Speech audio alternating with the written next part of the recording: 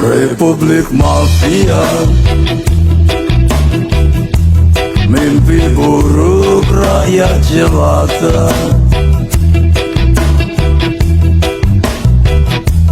Republik Ada apa di Morowali?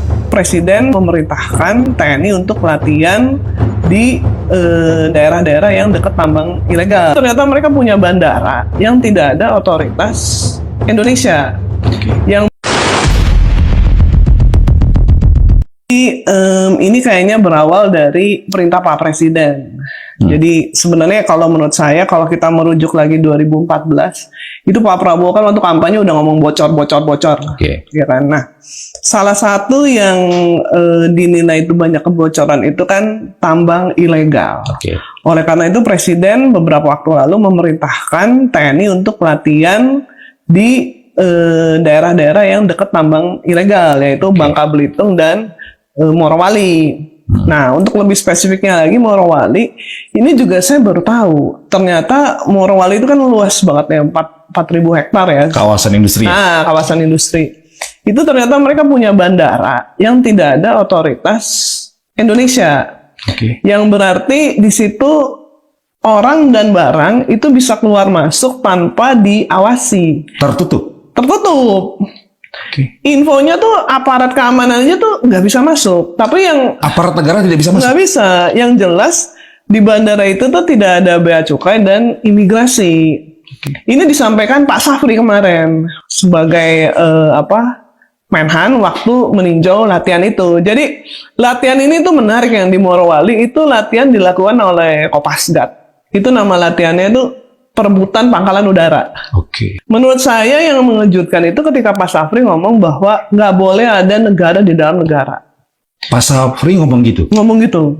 Jadi dia bilang karena itu dia akan lapor ke Presiden bahwa selama ini tuh di Morowali tidak ada bea cukai dan tidak ada imigrasi yang mengawasi keluar masuknya orang dan barang. Mbak Etna, saya potong sebentar. Artinya tidak boleh ada negara dalam negara, itu merujuk apa yang terjadi di kawasan industri Morowali? Iya, di IMIP itu, di bandara itu. Karena di IMIP-nya itu kan gede ya, sekian ribu hektar itu tadi, 4.000 hektar ya, 4.000 hektar. Nah, itu kan ada perusahaan patungan Indonesia juga. Jadi beberapa daerah tentunya ada orang Indonesia juga yang bekerja di situ, banyak memang. Tapi yang mengejutkan itu karena selama ini itu kan kita nggak pernah tahu ya. Saya juga bahkan baru tahu di IMIP itu ada bandara sendiri, dan yang lebih parah lagi kita baru tahu bahwa nggak ada otoritas Indonesia di situ. Mbak Etna mendengar nggak Pak Safri marah nggak ketika mengetahui ada bandara tertutup di kawasan industri Morowali? Pernyataannya tegas banget ya. Dan untuk jabatan menteri itu pernyataan yang telak gitu ya. Yang keras. Dan beliau tuh ngomong juga bahwa kita harus berdaulat. Ini adalah harta kita. Kita harus menjaganya. Tambang ini harus untuk kesejahteraan bangsa Indonesia, dan kita harus tahu barang yang keluar masuk. Lah kita bahaya dong kalau kita nggak tahu, ya kan? Mbak, saya baca bandara di PT IMIP ini diresmikan tahun 2019. Artinya sudah berlangsung cukup lama. Cukup lama berarti. Dan selama itu tidak ada aparat negara di situ. Nah, itu yang kita pertanyakan ya. Iya nggak sih? Karena kan ada Pemda, ya kan? Ada Kementerian SDM. Kemudian Bea Cukai dan Imigrasi kenapa diam aja? Polisi juga nggak bisa. Polisi juga kenapa diam aja? Kalau TNI ya mereka memang untuk intelijen pasti mereka tahu, tapi nggak untuk diekspos ya. Cuman kenapa tetap aja kita juga bisa mempermasalahkan TNI? Ini kan urusan kedaulatan berarti, iya kan? Nah, selama ini dari 2019 sampai sekarang, kenapa tidak ada yang melakukan apa-apa?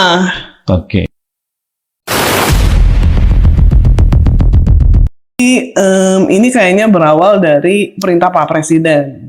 Jadi sebenarnya kalau menurut saya, kalau kita merujuk lagi 2014, itu Pak Prabowo kan waktu kampanye udah ngomong bocor. Ya kan? Nah, salah satu yang dinilai itu banyak kebocoran itu kan tambang ilegal. Oleh karena itu Presiden beberapa waktu lalu memerintahkan TNI untuk latihan di daerah-daerah yang dekat tambang ilegal, yaitu Bangka Belitung dan Morowali. Nah, untuk lebih spesifiknya lagi Morowali, ini juga saya baru tahu. Ternyata Morowali itu kan luas banget ya, 4.000 hektar ya. Kawasan industri. Nah, kawasan industri. Itu ternyata mereka punya bandara yang tidak ada otoritas Indonesia. Oke. Yang berarti di situ orang dan barang itu bisa keluar masuk tanpa diawasi. Tertutup. Tertutup. Oke. Infonya tuh aparat keamanan aja tuh nggak bisa masuk. Tapi yang Aparat negara tidak bisa masuk. nggak bisa. Yang jelas di bandara itu tuh tidak ada bea cukai dan imigrasi. Ini disampaikan Pak Safri kemarin sebagai Menhan waktu meninjau latihan itu. Jadi latihan ini tuh menarik yang di Morowali itu latihan dilakukan oleh Kopasgat. Itu nama latihannya itu perebutan pangkalan udara. Oke. Menurut saya yang mengejutkan itu ketika Pak Safri ngomong bahwa nggak boleh ada negara di dalam negara. Pak Safri ngomong gitu. Ngomong gitu. Oke. Jadi dia bilang karena itu dia akan lapor ke presiden bahwa selama ini Ternyata, di Indonesia ada bandara yang tanpa ada otoritas negara. Bandara itu ada di kawasan industri Morowali atau PT IMIP. Tanpa adanya pihak keamanan, tanpa adanya pihak bea cukai, dan tanpa adanya pihak imigrasi. Ketika Menteri Pertahanan dan Satgas PKH tiba di bandara PT IMIP, merasa ada yang aneh. Banyak kerawanan terhadap bandara tersebut, namun tidak ada otoritas negara. Bebas keluar masuk tanpa adanya pengawasan ketat, serasa ada negara di dalam negara. Semua kru yang berada di bandara PT IMIP bukan dari otoritas negara. Meskipun dibangun dari dana mereka sendiri, namanya negara, punya aturan yang harus ditaati. Kini bandara PT IMIP berubah menjadi bandara yang pada umumnya tidak ada namanya bandara khusus, semua harus ada pengawasan dari negara tanpa tebang pilih.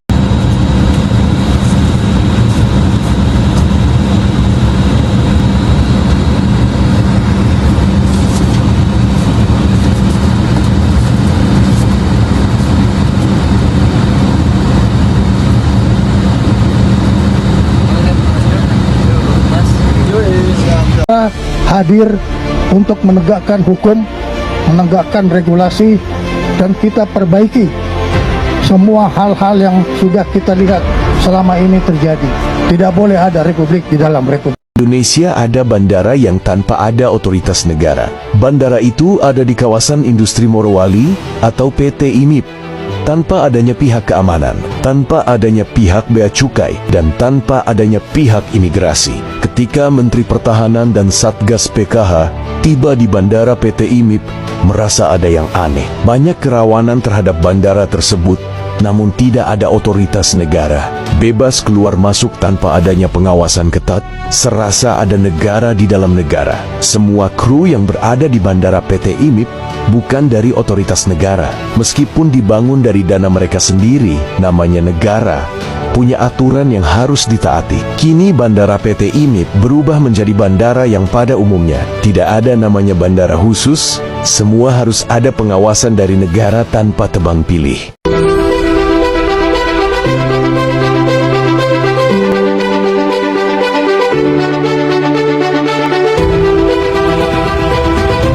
Ribuan warga Tionghoa masuk dengan leluasa selama ini. RRC punya target akan mengirimkan kembali manusia Cina ke Indonesia. Hingga tahun 2029 bisa menjadi 100 juta orang. Itu sesuatu yang mudah setelah RRC dengan kekuatan oligarkinya mampu membeli semua pejabat negara dari pusat sampai daerah. Semua kebijakan mereka yang atur. Pilpres 2029 sudah dalam skenario mereka. Boneka mereka kembali disetting agar kembali berkuasa untuk menguasai Indonesia. Dalam hitungan taktis, selama pemerintahan boneka periode ini jumlah manusia Cina di Indonesia diperkirakan bisa mencapai 200 juta lebih.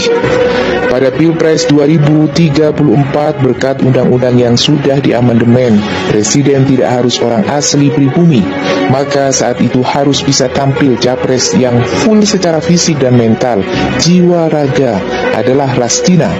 Mereka akan menang dengan mudah bahkan jika pemilu dilaksanakan secara jurdil pun, karena jumlah mereka sudah mencukupi untuk memenangkan Pilpres. Dalam kurun 2019 hingga 2034, seluruh aspek kehidupan di Indonesia sudah dikendalikan RRC. Secara spesifik, Undang-Undang Dasar 1945 sudah diganti, ideologi Pancasila sudah dihapus, komunisme dikembangkan, umat Islam target utama akan ditindas habis-habisan, bahkan akan dimusnahkan. Indonesia akan menjadi Uighur yang dijajah total. Pada saat yang sama, akan dibangun kem-kem indoktrinasi bagi anak-anak untuk dididik menjadi komunis sejati. Tahun 2034 Indonesia benar-benar tamat sebagaimana digambarkan dalam novel techno-thriller berjudul Ghost Fleet. Cengkraman mereka sudah cukup kuat dengan jebakan hutang untuk infrastruktur yang gila-gilaan. Apalagi jika proyek pemindahan ibu kota jadi dilakukan, ditambah jumlah tentara di sini melebihi jumlah TNI maupun Polri. Bukan hoax dan omong kosong, semua itu benar-benar akan terjadi. Telat bertindak menyelamatkan Indonesia, dipastikan negara Indonesia tiba saatnya akan bubar, hancur. Indonesia akan hilang dari peta dunia. Semua tinggal kenangan. Ini merupakan hal yang anomali di dalam negara Kesatuan Republik Indonesia. Ini adalah satu contoh bahwa negara kita yang kaya ini masih ada siasat-siasat sekelompok orang untuk mengambil kesempatan di dalam kesempitan. Dan ini kami Satuan Tugas Penertiban Kawasan Hutan, baik itu sawit maupun pertambangan, akan terus melakukan tindakan-tindakan penertiban dan pengamanan. Terima kasih Pak, terima kasih.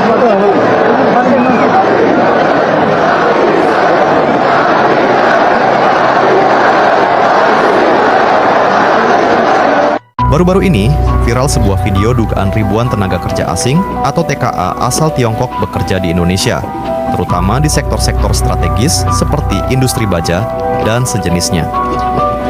Video ini memantik pertanyaan serius. Mengapa tenaga asing begitu mudah masuk, sementara tenaga kerja lokal justru kesulitan mendapatkan kesempatan yang sama?